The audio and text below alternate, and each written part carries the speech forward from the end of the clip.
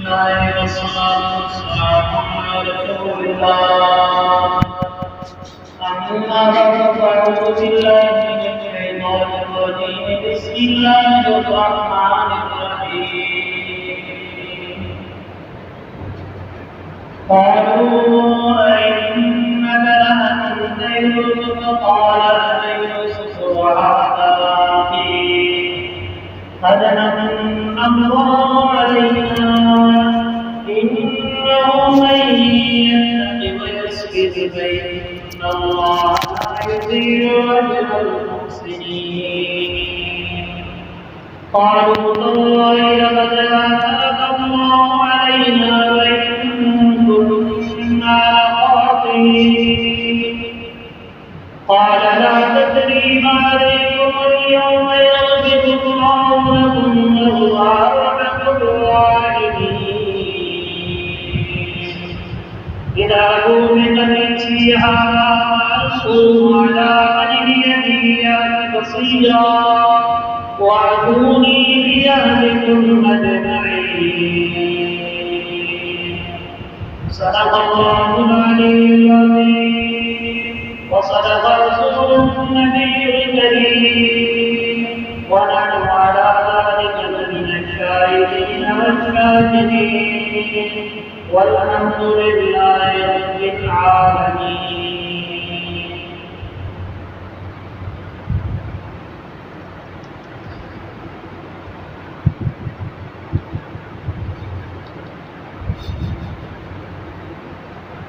तीसरी मर्तबा बिरादराने यूसुफ जब मिस्र पहुंचे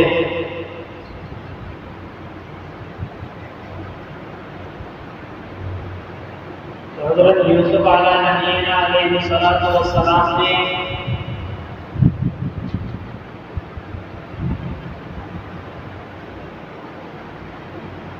जब उनकी पूरी सरगर्दश सुनी जिसमें रिवायतों में आता है इमाम कुर्तुबी रहमतुल्लाह अलैह ने लिखा है कि हज़रत याकूब अलैहिस्सलाम ने अजीज मिस्र के नाम भेजा जिसमें लिखा कि भाई याकूब इसराइलुल्लाह की तरफ से अजीज मिस्र के नाम पर यह खत मैं भेज रहा हूँ और फिर पूरी अपने बाप दादा के आजमाइशों को उसने जिक्र किया कि मेरे दादा इब्राहिम नारे नमरूद में डाले गए लेकिन आग उनके लिए गुलजार बन गई।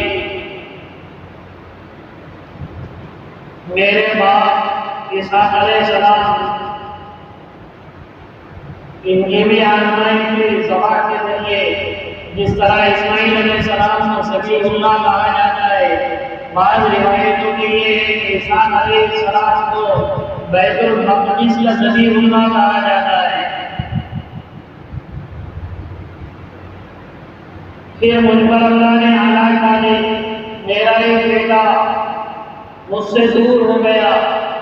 फिर बिन्यामीन को आपने चोरी के जुर्म में कैद किया। हम नबियों की औलाद है, हम चोरी नहीं करते।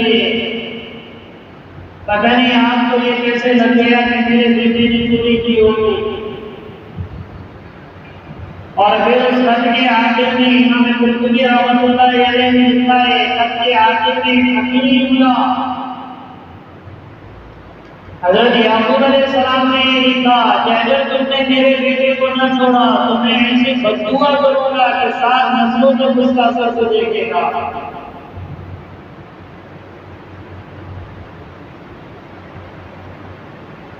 वो होता है बात खानदानों को अल्लाह वालों की बददुआ लग जाती है कि 7 खानदानों तक उनकी नस्लें खत्म हो जाती है। कोई अल्लाह वाले की, कोई अकादरीन की, कोई बुजुर्गानी दीन की, कुछ उसने उनके साथ नाज़ेबा हरकत की हो, उसकी बददुआ अगर लग जाए तो 7 नस्लों तक वो बददुआ चलती है। फौरन यूसुफ अलैहिस्सलाम ने देखा कि अरे अब्बा जान की हालत यहाँ तक पहुँच गई। तब वो आगे के माध्यम से कहा कि क्या तुम्हें पता है कि तुमने यूसुफ और उसके भाई के साथ क्या किया, जबकि तुम नादान थे।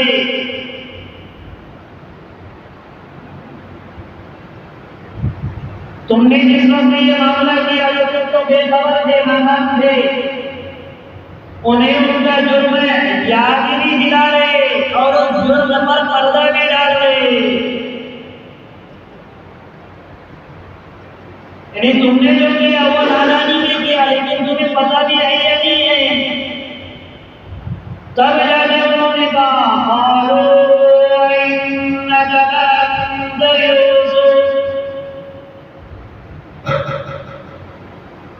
ये यकीन, शक, इस्तेजाब, ताज्जुब, हैरात, ये सब ये जुमले मेरे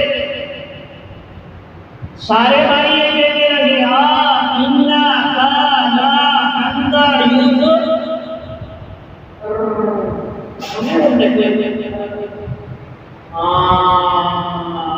तुम है क्या? आप समझ में आया? तो ये जो जुमला है ना, ये ऐसा तो शक भी और यकीन भी, हैरत भी और ताज्जुब भी, ये सारे संगम का नाम ये जुमला है। आइन्ना का नाम तो यूसुफ, तुम सारे भाई कहने लगे क्या तुम यूसुफ है? तुझे 40 साल के बाद आना सामना हो रहा है। तब हज़रत यूसुफ अलैहिस्सलाम ने फरमाया आना यूसुफ और ये मेरा भाई बिन्यामीन है। अल्लाह ने हम पर एहसान किया और जो अल्लाह ने हमारे साथ एहसान किया है ये मेरी कोई खुसूसियत नहीं, मेरी कोई तखसीस नहीं, मेरे साथ कोई खुसूसी करम नहीं। जो भी अल्लाह से डरेगा तक़वा इख्तियार करेगा और आने वाले हालात पर सब्र करेगा, फइन्नल्लाह ला युज़ीउ अजरल मुहसिनीन। यकीनन अल्लाह एहसान करने वाले के अजर को ज़ाया नहीं करते। ये कोई मेरी तफसीर नहीं है, स्पेशल ये मेरे लिए कोई अल्लाह का इनाम नहीं है। जो भी तक़वा इख्तियार करेगा और सब्र करेगा, सारे नबियों की जिंदगी और सारे सहाबा की जिंदगी का ये बुनियाद और दलील है। अल्लाह का डर, आने वाले हालात पर सब्र। जो दो काम करेंगे अल्लाह उन्हें बुलंदियों तक पहुंचाएगा। यह कानून अल्लाह का उसूल है। इसलिए यूसुफ अलैहिस्सलाम ने क्या किया? तक़वा इख्तियार किया, हर हाल में अल्लाह से डरे। वरना तो ज़ुलेखा ने सारे दरवाजे बंद करके कह रही थी है गलत, मैं तेरे लिए सबरी हूँ, मैंने तेरे लिए सिंगार किया है और मैं सब कुछ तेरे लिए कुर्बान कर सकती है। उस वक्त हज़रत यूसुफ अलैहिस्सलाम कह रहे माअज़ अल्लाह की बना, अल्लाह की बना, अल्लाह की बना। गुनाह को मौका मिल जाए, बदनिगाही करके कोई लड़के या लड़की को, कोई मर्द या औरत को देखो कैसी बदनिगाही करते, ये कोई तक़वा है? तक़वा इसे कहते हर तरह का गुनाह का माहौल बनाया हुआ और उसमें यूसुफ अलैहिस्सलाम कह रहे अल्लाह की पनाह नहीं चाहता हूँ। इसलिए मैंने कहा जो तक़वा इख्तियार करता और फरमाया जो सब्र करता है, इतनी सारे हालात के बावजूद भी भाइयों के छोटे मन में एक इधर से इधर देख रहा है, एक इधर से इधर देख रहा है, एक फिर उसके पास कुएं में डाल दिया गया। अब बाजार किस्र में पहुंचे, अजीज़े किस्र के दरबार में आए, वहां से कैद खाने में आ गए, फिर उसके बावजूद भी अल्लाह से सिफत शिकायत नहीं। यहाँ तो एक साल बारिश बंद हो जाए, देखो सारे खेत वाले लाइट परेशानी है, लाइट परेशानी है, लाइट परेशानी है। एक साल का भी बारिश बंद हो जाए, यह एक महीना अगर दुकान पे कहा जाना तारा क्या ही किया, हम तारा क्या ही किया। कभी इसके पास जाएंगे ताबीज लेंगे, उसके पास जाएंगे ताबीज लेंगे, ऐसे मना कर आएंगे लोगों के पास। फौरन नाशुदी 10 साल से दुकान चल रही है, अल्लाह का शुक्र है 1 महीना अगर दुकान में चले तो देखो उसके मुंह में बात बच रही है। जिंदगी भर से खेती खा रहा है, 1 साल अगर अल्लाह वाले का बन जाए तो देखो बेसब्रा बन जाता है, पीछे का सारा भूल जाएगा, बेकाबू हो जाते, थोड़ी सी मुसीबत आ जाए, 20 साल से कभी उसको कोई बीमारी नहीं आई, एकदम से बुखार आने को कैसे बेसब्रा बन जाता है, सारी नेमतों को भूल जाएगा। इतने सारे हालात आए, भाइयों ने कुएं में डाला, बादारे मिस्र से जीते, ये कोई मामूली चीज है, गुलाम बनाए, फिर अजीज मिस्र के दरबार में नौकर बन के गए, जलीहा की बात ना मानी तो जेल के पीछे चले गए। इतने कोई हालात में रह सकता है, लेकिन उसमें भी कह रहे अल्लाह जिस हाल में तो रखे में राजी है, इसलिए का जो तकवा इख्तियार करे और सब्र करे, इसी को मौलाना साहब बरकातुहू यही कहते। हालात का हाल अल्लाह के पास है, सब्र कहते 3 चीजों का नाम सब्र है। कितनी चीजों का नाम? 3 चीजों का नाम। अल्लाह के हुक्म पर जम जाना, अल्लाह के हुक्म पर जम जाना, अल्लाह की नाफरमानी से रुक जाना और आने वाली मुसीबत पर अल्लाह पर राजी रहना। अब उन सब्र किसको सही बोलते, किसी का इंतकाल हो गया या किसी की मुसीबत आ गई, क्या बोलते सब्र करो, सब्र का तरीका है और ऐसा है और ऐसा है, ये सब्र 3 चीजों का नाम है। अल्लाह के हुक्म पर इस्तिकामत से चलना, कुछ भी हो जाए मेरी फजर की नमाज न छूटे, इसको कहते हैं इस्तिकामत के साथ। सर्दी है, गर्मी है, बारिश है, हाँ मस्जिद में नहीं आ सकते, अल्लाह घर अपने घर में पहले, रोजा है, ज़कात है, हज है, अल्लाह के अहकामात पर जम जाना, चाहे कोई भी हाल मेरे ऊपर आए, और गुनाह से रुक जाना, चाहे कितनी ही गुनाह की दावत देने वाले मेरे पास आए, कितना ही गुनाह का माहौल बन जाए, और अगर किसी भाई की तरफ से, पड़ोस की तरफ से, पड़ोसन की तरफ से या दुनिया वालों की तरफ से अगर मेरे ऊपर हालात आ गए तो उस हालात पर भी सब्र करके उन्हें माफ कर दो।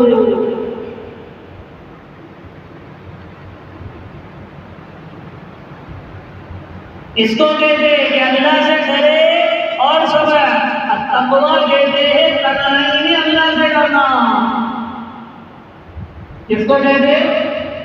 तन्हाई में अल्लाह से करना। लोगों के देख के करना तो बड़ा आसान है, मेरा अब्बा देख रहा है, मेरी अम्मी देख रही है, मेरा भाई देख रहा है, चेहरे पे दाढ़ी टोपी है तो लोग देख रहे हैं। देखो आज मोबाइलों की वजह से गुनाह करना कितना आसान हो गया, यूं लेकर बैठते हैं मोबाइल आसान से। अल्लाह हम सब की तन्हाइयों को पार करे, तन्हाई में असर अल्लाह का डर है।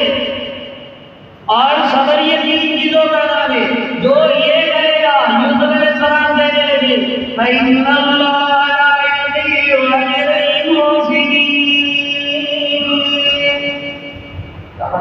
एहसान करेगा और एहसान करने वालों का अजर अल्लाह नहीं करता है।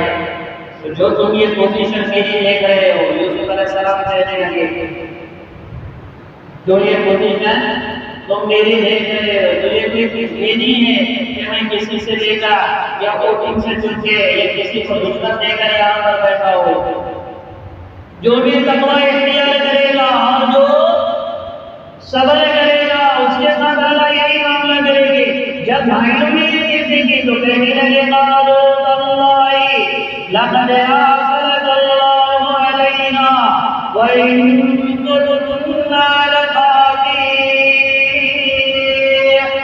कहने लगे अल्लाह की कसम, अल्लाह ने आपको हम पर तरबियत अता की, हम ही खताकार थे, हम ही गुनहगार थे।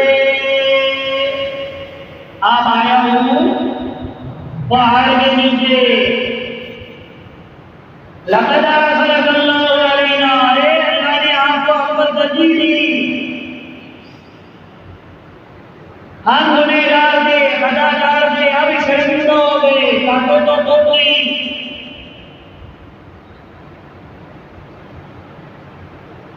क्योंकि आपको पूरी पुरानी कैसे ठोक गए कि हमने यूसुफ के साथ क्या किया, क्या नहीं किया, क्या किया। इसलिए याद रखो, पुराने लोग जितने हैं ना, इनकी जिंदगी में आपकी भी जितने हुए हैं, अगर वो किसी मामले पर सब्र करे तो आज अल्लाह ने उनको हमेशा के लिए सुकून से इत्मीनान की जिंदगी दी। मुझे नहीं पता तुम्हारे यहाँ पे क्या है, लेकिन जिन्होंने किसी के ऊपर अगर जुल्म किया है वो तो अल्लाह उनको माफ करे, अगर किया है तो वो हमेशा परेशान रहेंगे, और जिन्होंने जुल्म सहा है अल्लाह उनकी नस्लों को आबाद रखेगा। और सब्र करना है, अल्लाह से डरना है। जैसे ही भाइयों ने कहा कि अल्लाह ने आपको तरजीह दी है हम पर, अब गलती का इकरार हो गया जब भाई की कोई पोजीशन में देखा, और सिर्फ हुकूमत ही नहीं, साथ में नबूवत भी दी अल्लाह ने। सिर्फ हुकूमत नहीं कि हुकूमत पे बैठे हुए और बादशाह की कुर्सी पर विराजमान है, सिर्फ ये नहीं है, बल्कि हुकूमत के साथ नबूवत भी अल्लाह ने दी। बहुत कम नबियों को ये चीज नसीब हुई। जैसे सुलेमान अलैहिस्सलाम, नबूवत भी अल्लाह ने दी और हुकूमत भी, और हुकूमत भी ऐसी दी कि उनके जैसी हुकूमत यहाँ तक किसी को मैसर नहीं होगी। इंसानों पर, कीटनाशकों पर, जानवरों की पूरी समझ जाते, हत्ता के हवाओं पर भी अल्लाह ने हुकूमत दे दी थी। क्या बादशाही होगी उनकी।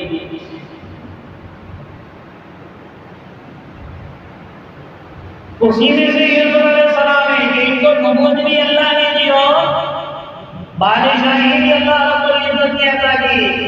और जब ये बात उन्होंने इकरार कर लिया अपने जुर्म का, तब हज़रत यूसुफ अलैहिस्सलाम कहने लगे, आज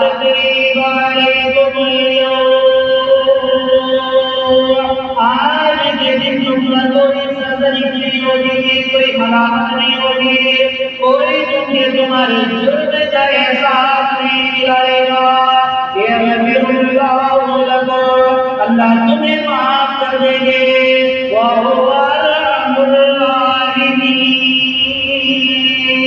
अल्लाह करने वालों में सबसे ज्यादा रहम करने वाले।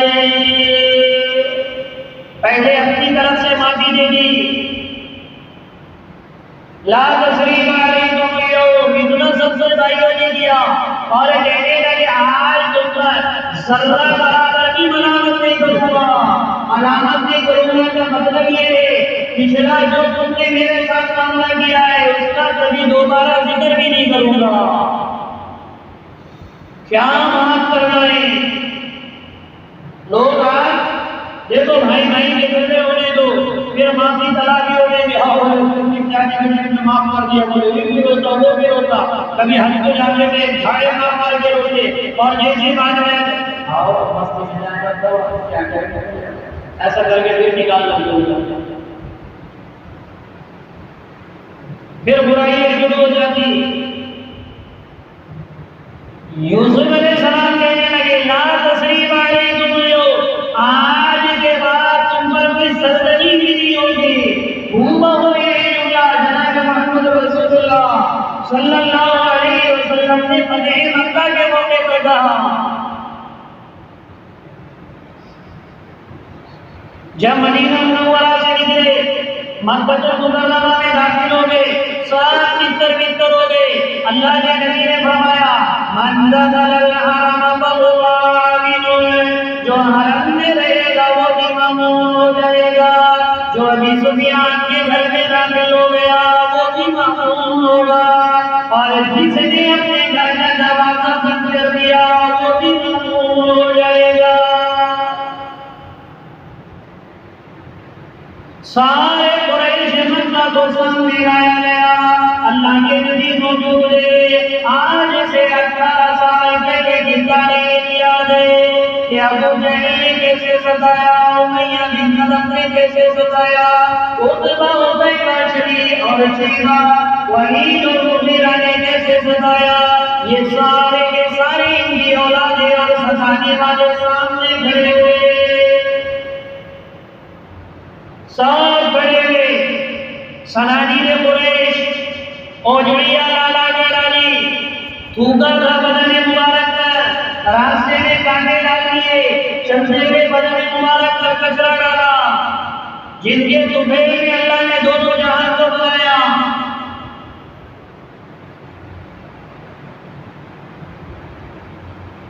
अबुल आवर मतबख्त ने आपकी हामिला बेटी को इतने जोर से बरखा मारा कि वो ऊंटनी पर से नीचे गिर गई और उसका हमल ज़ाया हो गया, और उसी हमल के ज़ाया होने की तकलीफ में बीबी ज़ैनब ने अल्लाह के नबी के सामने उसे दम तोड़ दिया।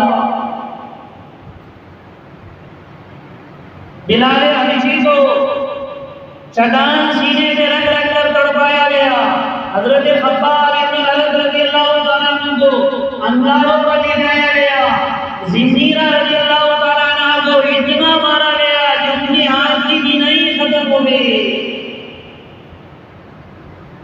ये सारा दौर 13 साल का अल्लाह के नबी के सामने मौजूद है। फातिहाना शान से मक्का में दाखिल हो गए, सबको पकड़ कर लाया गया। अल्लाह के नबी बैतुल्लाह के सामने खड़े रहे, सब खामोश सर झुकाए हुए। क्या किया जाए तुम्हारे साथ? तालिब ने हुसैन को बुलाया अल्लाह के नबी ने। जब मक्का मुकर्रमा में हुजूर रहते थे, इनसे शादी मांगी थी उस्मानी ने अभी तलाक से, तो उस्मानी ने अभी तलाक कहने लगा कि मैं शादी नहीं दूंगा। तब अल्लाह के नबी ने कहा था उस्मान, उस वक्त तेरा क्या हाल होगा जब तू खुद तेरे हाथ से मेरे पास तकमीला कर देगा।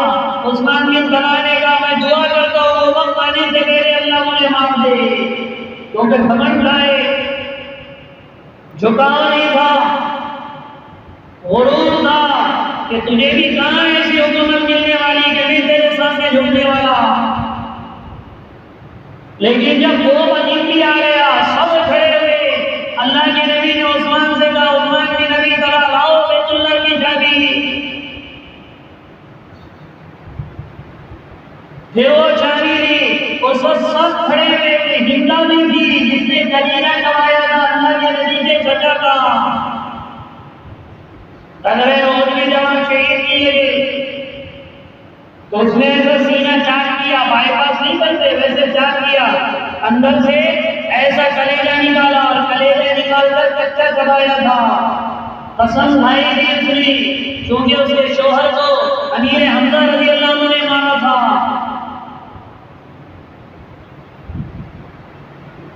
वो भी वहां मौजूद।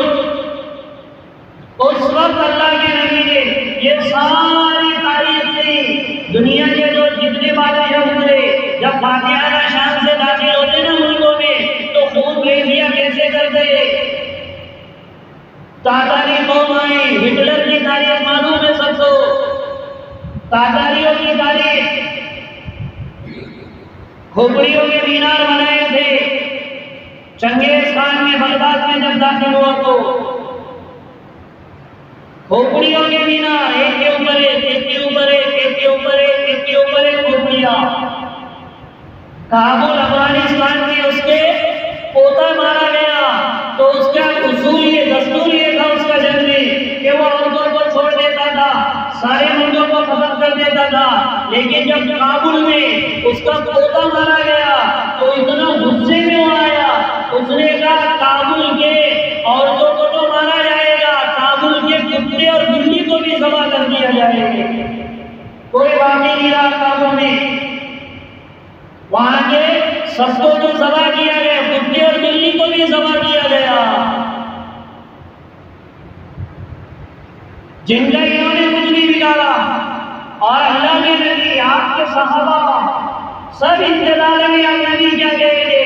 उस वक्त हज़रत जनाब मोहम्मद रसूलुल्लाह सल्लल्लाहु अलैहि वसल्लम ने वो जुमला दोहराया जो यूसुफ अलैहिस्सलाम ने अपने भाइयों से कहा था, ला तस्रीबा अलैकुम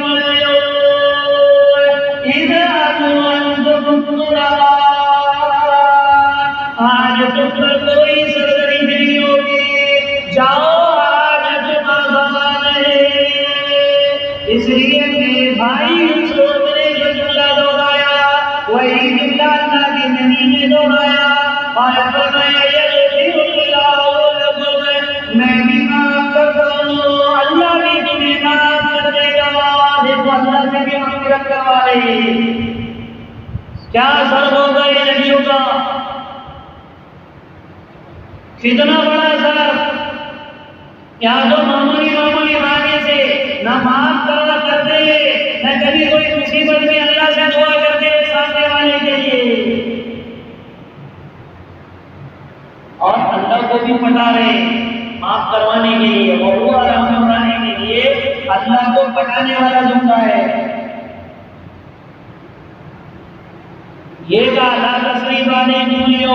आज अंदर कोई सनसनी ने अपने खुद की माफी का ऐलान कर दिया, फिर यगफिरुल्लाह लकुम, अल्लाह से माफी तलब करे कि अल्लाह तुम्हारी मग़फ़िरत करेगा, और फिर अल्लाह को मग़फ़िरत करवाने के लिए पटा रहे। वो हुवा अर्हमुर राहिमीन, अरे अल्लाह को रहम करने वालों में सबसे ज्यादा रहम करने वाला है। मुझे इनसे कभी 100 रुपये निकालने रहे तो क्या नाम दूंगा, आप दोनों तो कभी 100 रुपये, लेकिन अगर मुझे हाथ से निकालने हैं तो मैं क्या दूंगा।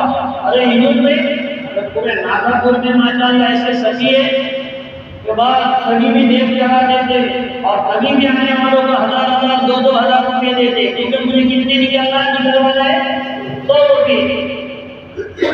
ऐसे अल्लाह को